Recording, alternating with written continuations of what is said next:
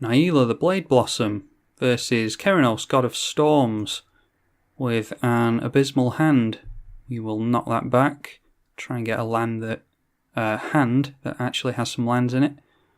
We'll keep that. We can go in for a turn 1 Sol Ring, and we are on the draw, so that's actually really nice to have on top. We can go turn 1 Sol Ring into Lightning Greaves, and then we can go for a Mardu Strike Leader, or we could just go straight into our commander. We of course need to play a land first before we get down Sol Ring.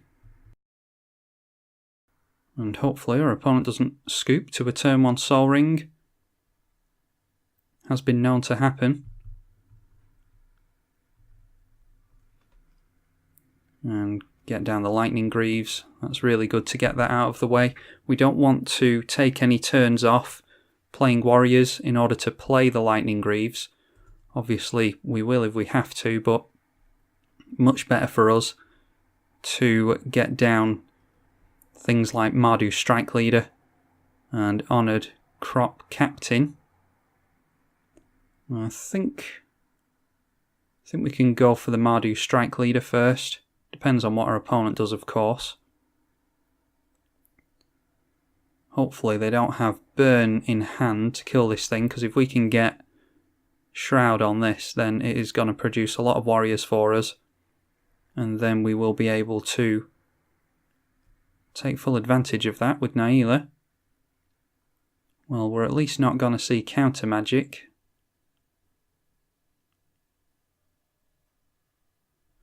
Might as well go over the commanders while we're waiting for our opponent. Indestructible 6/5 for 5 mana.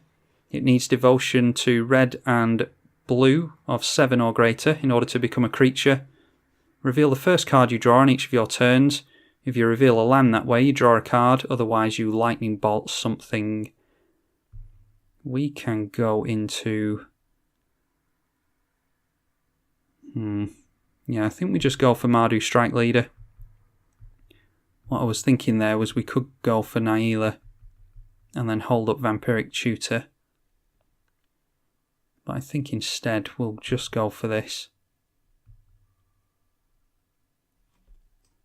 And we'll get some tokens on the go.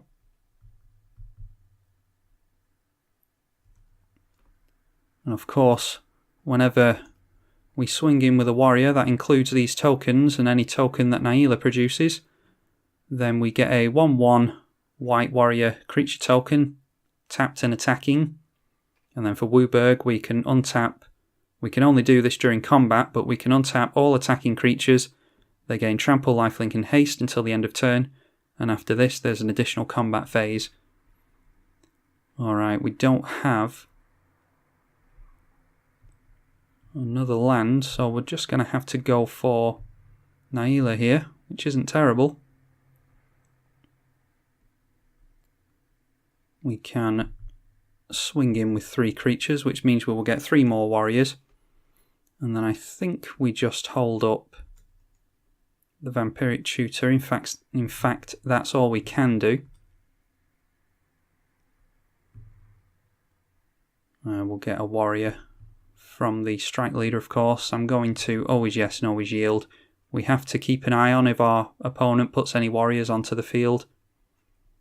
Because if we are going to always yes and always yield, then whenever our opponent swings in with a warrior, they will get a token from Najeela, which we obviously don't want to give them.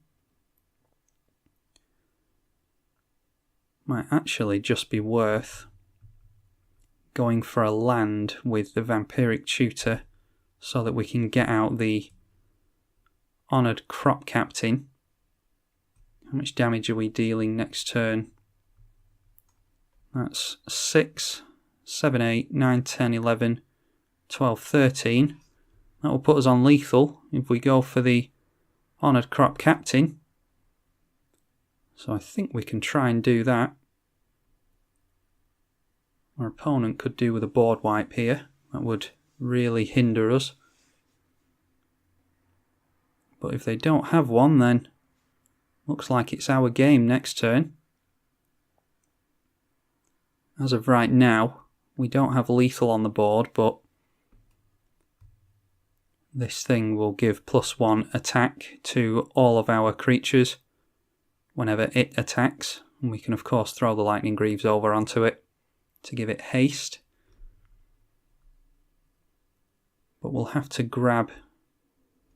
Yep, Keranos isn't going to do anything for them. They're probably hoping for a lightning bolt next turn, or some card draw that gets them into an answer. We are just going to go for... I think Command Tower should do it.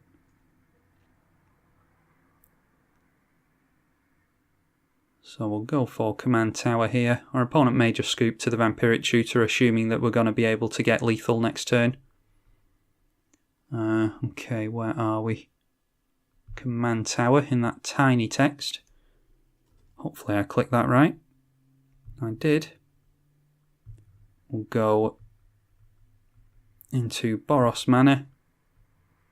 And we will put Lightning Greaves onto the Captain. And swinging for lethal at our opponent.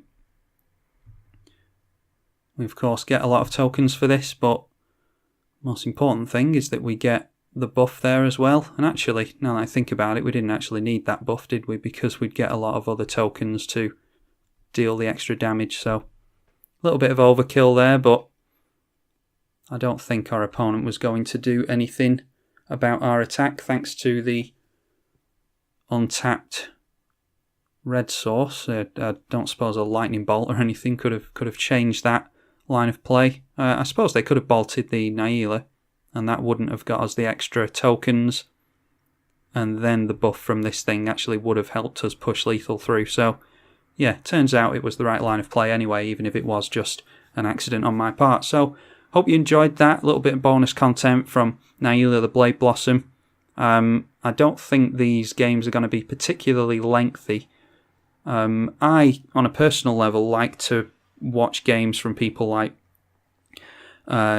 Eli from Cardboard Confrontation and Jolt and PJ from Commander Replay. I like to watch games that are quite interactive, quite long, but the average view time on this channel is something like 7.5 minutes, so I'm going to just test the waters and try uploading videos that are only 10 minutes in length.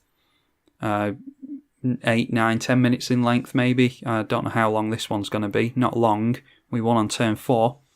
But yeah, just I'd be interested to know actually. Let me know in the comments if you prefer longer games or just short, sharp, snappy games like this. I'd be intrigued to see the type of people that are watching, if you are more casual Commander fans or if you're more spiky players. Anyway, hope you enjoyed that. That's Najeela the Blade Blossom versus Keranos, God of Storms. I'm tribalkai on the EDH channel. I'll see you next time.